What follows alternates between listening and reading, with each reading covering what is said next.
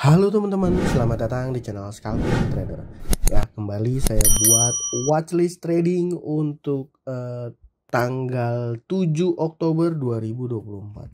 Seperti biasa, saya disclaimer kalau saham yang saya rekomendasikan adalah saham yang menurut saya pribadi menarik gitu ya. Jadi ya saya harap teman-teman melakukan analisa ulang dan teman-teman harus mengerti bahwa keputusan buy and sell ada di tangan teman-teman masing-masing.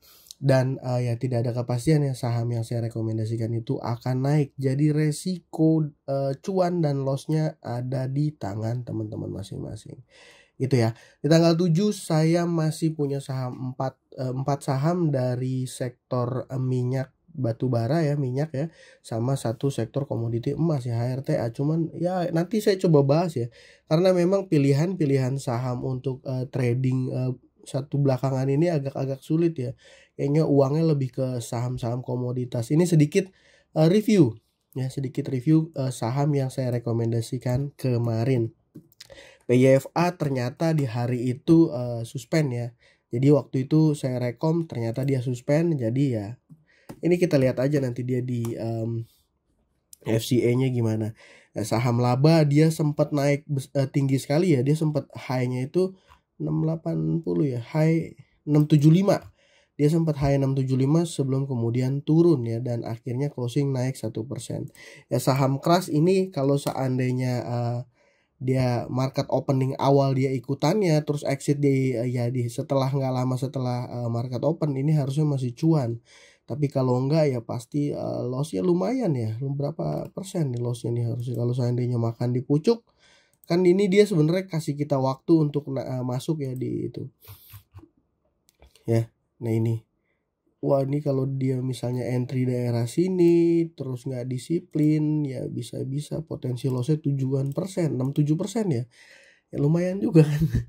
Ya makanya kalau di saham ini saya bilang ya ini kalau nggak kuat naik saran saya langsung CL, soalnya besok Jumat juga waktu itu. Ya seperti itu. Satu lagi PNBN juga nggak perform ya PNBN ternyata. Saya pikir dia saham Panin Group ini akan naik, ternyata dia nggak perform ya, open langsung turun ya, nggak usah masuk gitu ya teman-teman. Saya pribadi mungkin minggu depan akan fokus di saham IPO nih, mudah-mudahan saham IPO bisa kasih kita cuan ya.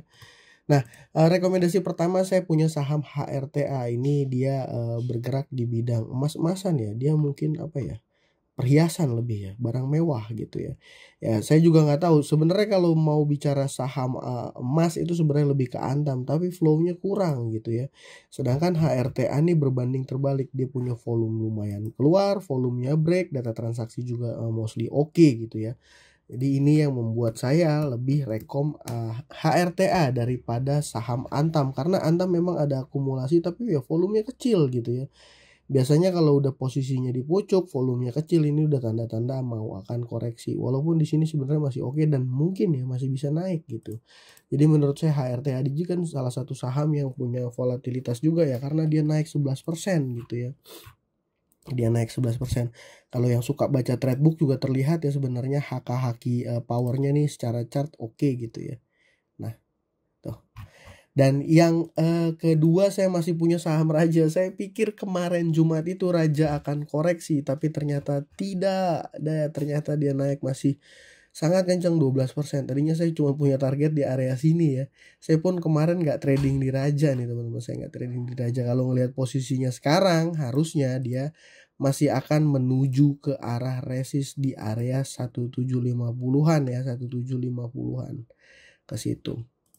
Ya, kenapa saya bisa yakin ke situ? Karena volumenya ini belum ada tanda-tanda penurunan. Biasanya kalau dia naik 12% tapi volumenya mulai turun, nah itu mungkin mulai akan ada tanda nggak kuat gitu ya. Data transaksinya pun ini menurut saya masih so-so, masih oke. Jadi ya bisa pantau-pantau. Buat teman-teman yang nggak suka main di ketinggian gitu, nggak usah gitu ya, nggak usah masuk.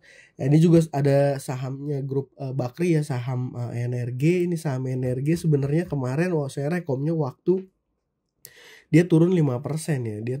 Dia kemarinnya naik 7%, terus saya rekom setelah itu naik 5% minus ya, ternyata malah di hari Jumat dia performnya gitu ya.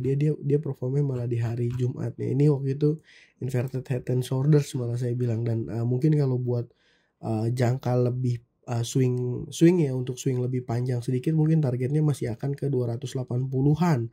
Ya, data transaksi menurut saya oke, menurut saya sangat oke saham energi ini, gitu.